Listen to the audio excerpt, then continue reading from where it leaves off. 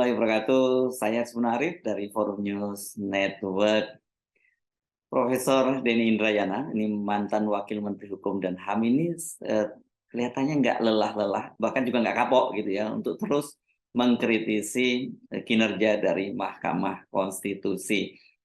Setelah sebelumnya dia membuat geger Indonesia karena dia mengaku mendapat informasi yang cukup akurat bahwa Mahkamah Konstitusi itu akan mengabulkan gugatan judicial review untuk agar sistem pemilu kembali ke proporsional dari terbuka menjadi tertutup. Sekarang Profesor Denny Indrayana membuat spekulasi tentang bagaimana nantinya Mahkamah Konstitusi ini memutuskan gugatan judicial review terhadap batas usia minimal dari seorang calon presiden dan calon wakil presiden.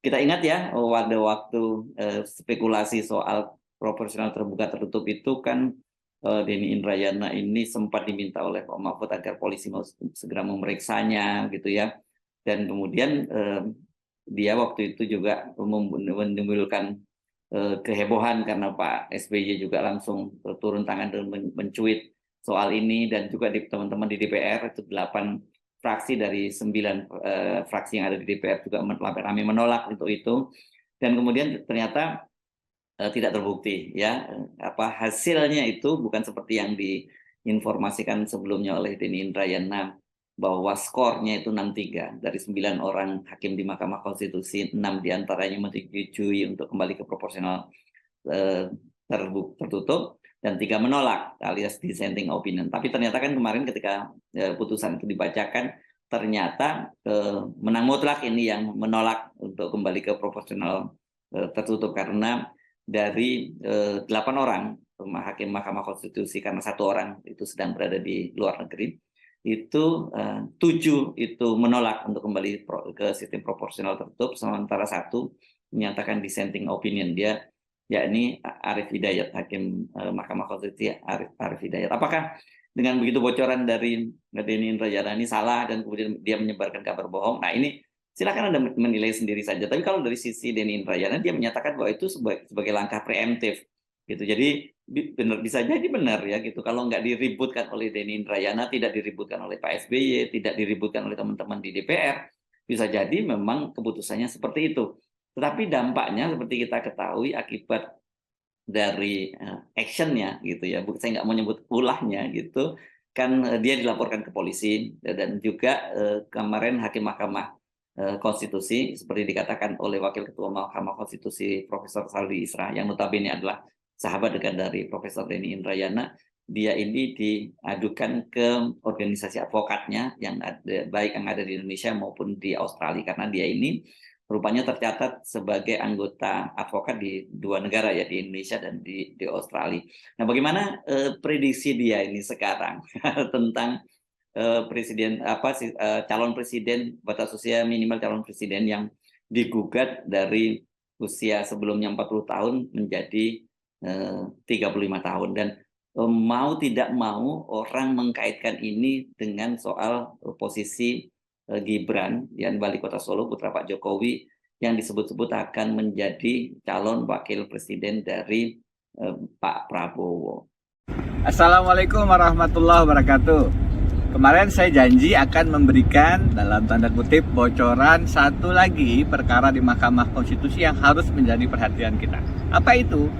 Ada permohonan dari Partai Solidaritas Indonesia terkait dengan batas umur usia calon presiden. Sekarang Undang-Undang Pemilu mengatakan batasnya itu 40 tahun. Mereka minta agar diubah menjadi 35 tahun minimal. Nah, ada 3 dalam tanda kutip bocoran saya untuk kita paham soal perkara ini. 1, biasanya MK mengatakan soal umur itu adalah open legal policy. Mereka menghindar karena itu menjadi kewenangan dari para pembuat undang-undang. Yang kedua, saya melihat PSI dengan segala hormat ke teman-teman, itu adalah afiliasi politik dari Presiden Jokowi. Jadi selain mempunyai PDI Perjuangan, Pak Jokowi juga punya sekoci partai yang namanya PSI. Sehingga biasanya aspirasinya sejalan dengan Presiden Jokowi. Karena itu menjadi menarik untuk analisis yang ketiga.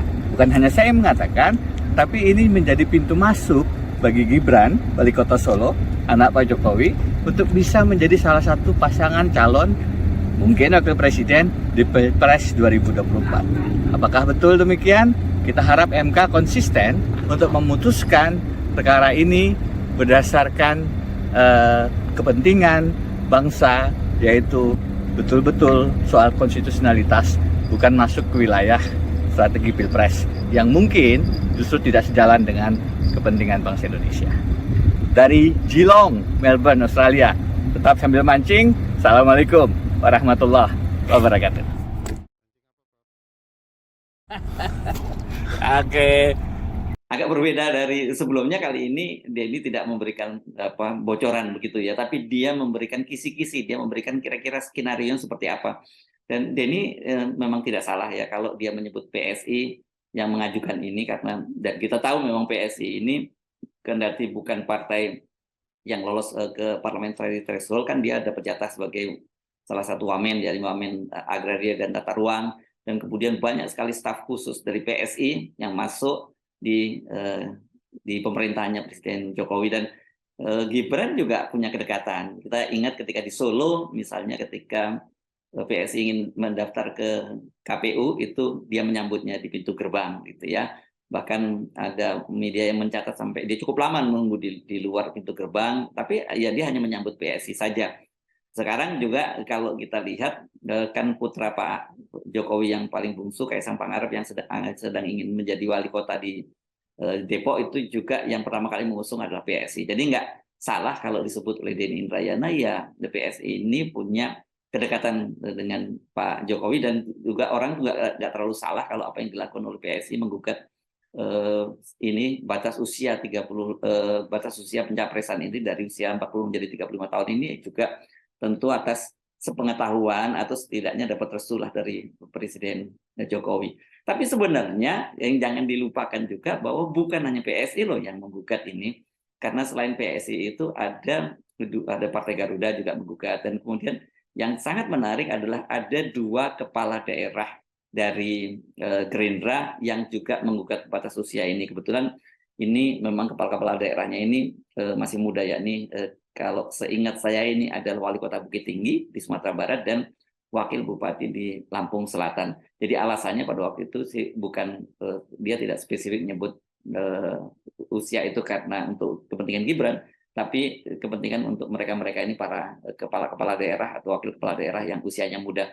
Tetapi orang kemudian tidak bisa melepaskan kemungkinan skenario yang dilakukan oleh Gerindra ini adalah ingin mendorong Gibran untuk menjadi wakilnya Pak Prabowo. Kita tahu kan sekarang ini sedang terjadi perebutan aset yang bernama Jokowi itu oleh dua kelompok. Yang pertama tentu saja adalah PDIP yang merupakan partai tempat Pak Jokowi bernaung, atau Pak Jokowi sering disebut sebagai petugas partai, yang sekarang sudah memutuskan untuk mengusung Ganjar Pranowo. Dan di satu sisi itu ada Pak Prabowo Subianto yang juga sudah diusung menjadi calon presiden oleh Partai Gerindra.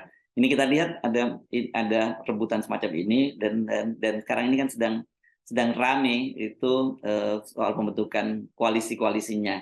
Kalau kita lihat sekarang kelihatannya polarisasinya sudah mulai jelas bahwa yang nyebrang ke PDIP itu hanya P3. Ini kalau kita ngomong partai di parlemen. Sementara nanti yang akan bersama dengan Pak Prabowo itu sementara ini kelihatannya adalah 4 partai ya. Gerindra, PKB, Golkar, dan Partai Amanat Nasional. Ini yang menariknya sangat kuat, karena tiga-tiganya ini menyodorkan, baik PAN, Golkar maupun PKB menyodorkan masing-masing menjadi calon wakil presidennya Pak Prabowo. PKB jelas mencalonkan Caimin, Muhaimin Iskandar, Ketua Umum PKB, sebagai calon wakil presiden Prabowo. Ini malah yang paling pertama kali kan sudah mendeklarasikan koalisi dengan Gerindra. Berikutnya tentu saja Erlangga Hartarto, Ketua Umum Partai Golkar, yang juga ingin menjadi calon calon wakil presiden itu dari Pak Prabowo Subianto. Nah, sementara PAN ini unik ini. PAN ini dia juga tetap menyodorkan wakil presidennya, tapi bukan ketua umumnya, bukan Pak Zulkifli Hasan, tetapi Erick Thohir. Ya, jadi saya sering menyebut kalau PAN ini nggak penting siapa calon presidennya, pokoknya yang penting adalah calon wakil presidennya harus Erick Thohir. Termasuk juga ketika dia bertemu bertandang ke PDIP pada waktu itu juga yang disodorkan juga nama Erick Thohir. Nah, ini apakah kemudian ini semua nantinya berantakan kalau kemudian ternyata Mahkamah Konstitusi itu memutuskan bahwa syarat minimal pencapresan, jadi dalam hal ini juga pencawapresan itu adalah umurnya 35 tahun bukan 40 tahun. Karena pada tahun ini Gibran itu usianya tepat 35 tahun. Jadi dia otomatis sudah memenuhi syarat untuk pencawapresan ya, dan kelihatannya kalau memang itu dikabulkan oleh Mahkamah Konstitusi, ada kecenderungan Pak Prabowo pasti akan merasa lebih nyaman kalau dia berpasangan dengan Gibran. Dengan begitu dia bisa mengikat Pak Jokowi untuk tidak lari-lari lagi. Karena kita tahu kan dalam kalau kita lihat manuver Pak Jokowi dalam beberapa saat terakhir ini, dia tetap main di dua kaki gitu. Di satu sisi dia terus menjalin komunikasi dengan PDIP, juga kemudian mengundang Ganjar ke istana, dan sementara dia dengan Pak Prabowo juga kelihatan makin mesra saja, dan indikator yang kuat dia akan lebih cenderung mendukung Pak Prabowo itu karena tadi itu 4 partai koalisi pemerintah itu sekarang ini lebih merapat ke Pak Prabowo ketimbang ke PDIP. Saya Sunarif dari Forum News Network. Sampai jumpa lagi. Assalamualaikum warahmatullahi wabarakatuh.